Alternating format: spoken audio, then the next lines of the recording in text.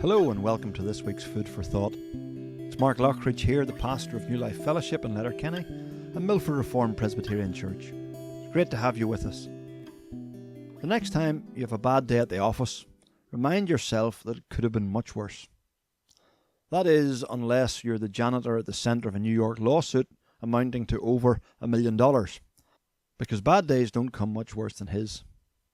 According to court papers, the janitor was cleaning a lab when he began to hear an annoying beep from one of the freezers. The freezer in question contained samples that were of critical importance to what the university describes as high-level research. It was imperative that these samples be stored at minus 80 degrees C. The smallest fluctuation in temperature had potential to cause catastrophic damage.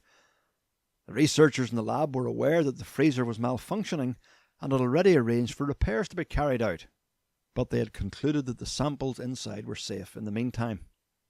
In order to safeguard the cell samples, a poster was attached to the freezer in order to explain the situation and to insist, in capital letters, that the freezer should not be unplugged under any circumstances. You can probably see where this is going. Having heard the freezer's beeps, the janitor disconnected its power, and as a result the temperature inside rose by more than 40 degrees. The researchers arrived the next day and they discovered specimens that were unsalvageable, demolishing more than 20 years of research, they said. It's easy to point the finger of blame at the janitor, but there's something about the whole thing that is like a modern-day parable for all of us. As we go through life, we often find that we're disturbed by alarms that suddenly sound. The precise nature of the alarm will vary from person to person. For some people, it can be difficult to pinpoint what prompted it, but the beeping gets louder and they're struck by a sense of the emptiness and futility of the things that they've invested in. The alarm is ringing. For others, the alarm can take the form of setbacks, whether the disappointment comes in our professional lives, in relationship, or in our sporting endeavour.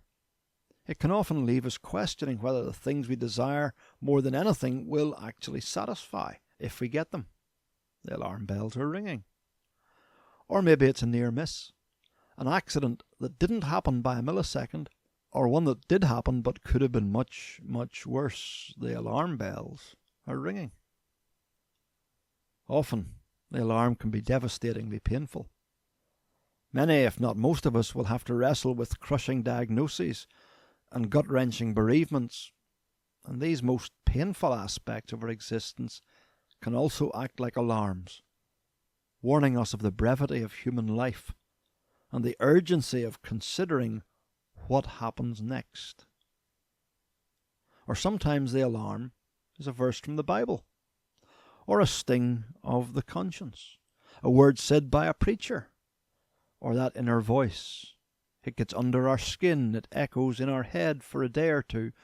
The alarm bell is ringing. The question is, what do we do with these alarms when they sound? It's part of our human nature to seek to silence them, to pull out the plug rather than put up with their disturbing cry. Some turn to entertainment to drown out the sound of the alarm. Others turn to substances to numb the sound of the alarm. Many simply embrace the stiff upper lip and keep on going with life.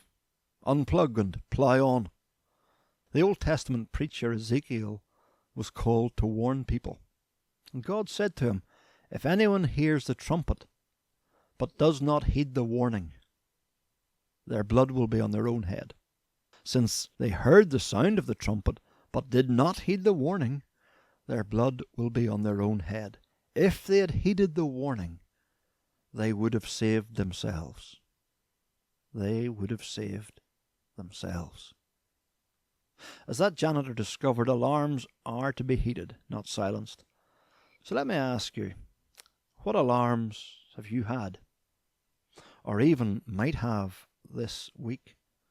Will you listen to them, or seek to silence them? That's this week's Food for Thought. Thanks for listening. If you want to get in touch, drop me an email, mark@newlifefellowship.ie, and do have a great week.